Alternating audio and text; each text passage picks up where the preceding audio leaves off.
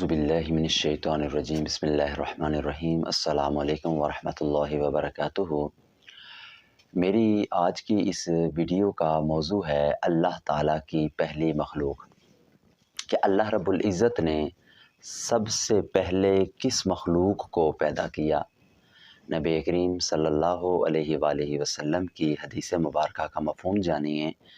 آپ صلی اللہ علیہ وآلہ وسلم ارشاد فرماتے ہیں، اللہ تعالیٰ نے سب سے پہلے قلم کو پیدا کیا، اور قلم کو اللہ تعالیٰ نے زمین و آسمان کے پیدا کرنے سے 50,000 سال پہلے پیدا کیا۔ اب 50,000 سال کا لفظ بولا، 50 سال بھی نہیں، 100 سال بھی نہیں، بلکہ 50,000 سال پہلے اللہ رب العزت نے قلم کو پیدا کیا۔ اب اس قلم کو پیدا کرنے کا مقصد کیا تھا؟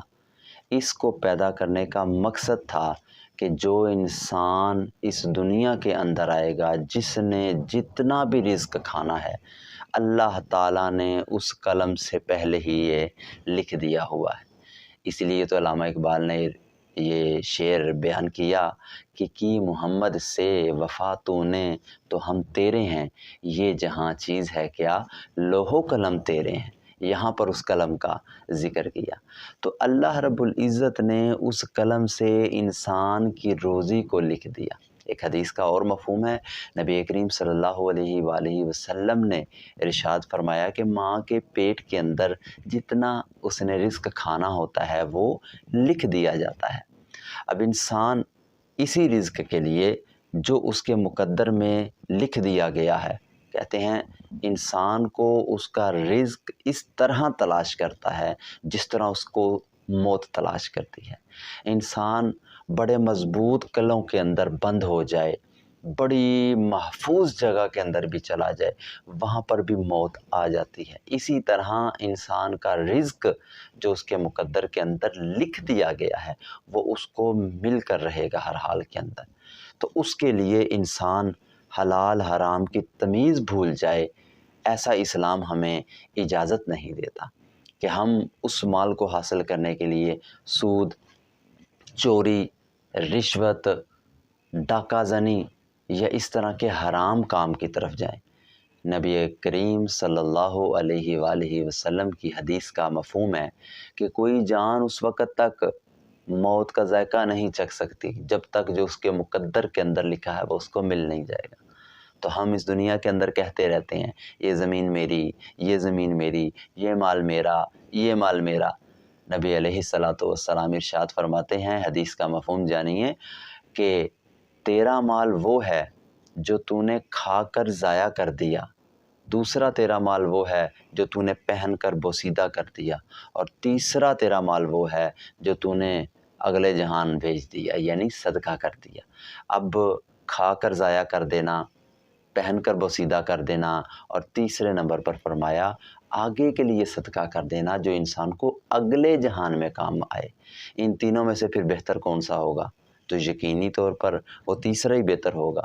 ضرورت کے پیش نظر ہم نے کھانا بھی ہے، ضرورت کے پیش نظر ہم نے پہننا بھی ہے، اپنی جگہ پر ہے، لیکن یہ صدقہ خیرات جو ہے وہ اللہ کے راستے کے اندر ہم تب دیں گے جب ہمارے دل کے اندر یہ ایمان بیٹھا ہوگا کہ اس کے بدلے میں اللہ رب العزت نے اس سے بہتر اجر، کتنا بہتر، کہیں پر فرمایا میں تمہیں 1 کے بدلے 10 دوں گا، کہیں پر فرمایا 1 کے بدلے 70 دوں گا، کہیں پر فرمایا میں 1 کے بدلے 700 دوں گا، اور کہیں پر فرمایا 700 سے بھی زیادہ دے دوں گا۔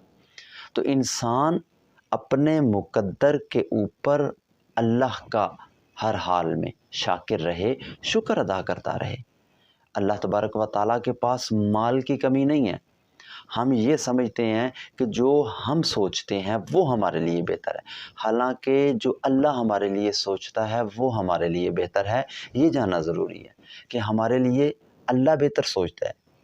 آپ صلی اللہ علیہ وسلم کی حدیث کا مفہوم ہے نا کہ اللہ رب العزت انسان سے 70 ماؤں سے زیادہ پیار کرتا ہے، 70 ماؤں سے زیادہ۔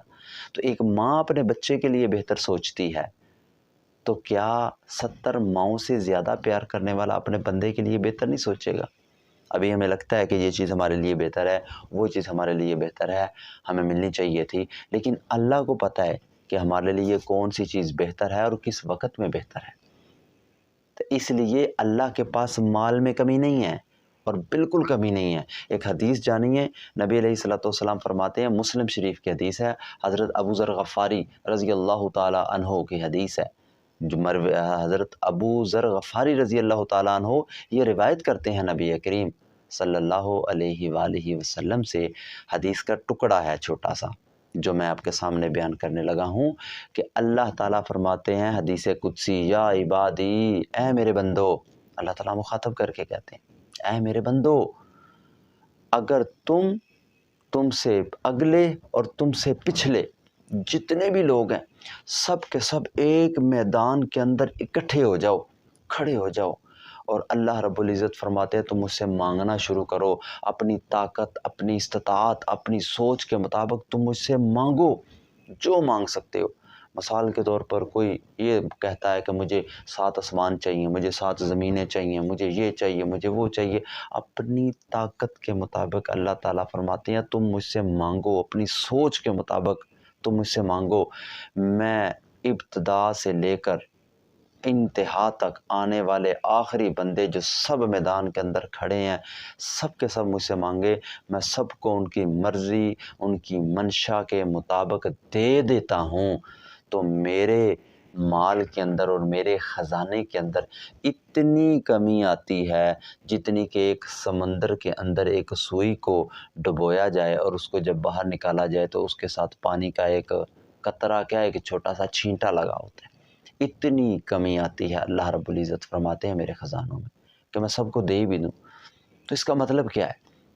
اس کا مطلب ہے ہمیں اللہ کا شاکر رہنا چاہیے کہ اللہ نے جو ہمارے لیے سوچا ہے وہ بہتر سوچا ہے، اللہ نے جو ہمارے لیے سوچا ہے وہ اچھا سوچا ہے۔ ہمیں اللہ کی رضا پہ راضی رہنا چاہیے کہ ہم نے اللہ تعالیٰ کو ہر حال کے اندر راضی کرنا ہے۔ اگر ہم نے اس دنیا کے اندر اللہ کے بتائے ہوئے طریقے کے مطابق کو زندگی ہم نے اگر گزار دی تو سمجھ لیں کہ اللہ رب العزت نے اس دنیا میں ہمارے کیے ہوئے اچھے اعمال کے بدلے میں ہمیں آخرت میں بہت اچھا بدلہ دینا ہے۔ تو انسان ناشکری کی زندگی کی بجائے شکر گزاری والی زندگی کو اپنا لے، جیسے اللہ تعالیٰ قرآن پاک میں ارشاد فرماتے ہیں لَإِن شَكَرْتُمْ لَأَزِيدَنَّكُمْ، کہ اگر تم شکر کرو گے تو میں اور زیادہ دوں گا، وَلَإِن كَفَرْتُمْ، اور اگر تم ناشکری کرو گے تو میرا عذاب بڑا سخت ہے۔ تو اللہ تعالیٰ سے دعا ہے کہ اللہ تعالیٰ ہمیں اپنے اوپر ہر حال کے اندر شکر کرنے کی توفیق عطا فرمائے، آمین۔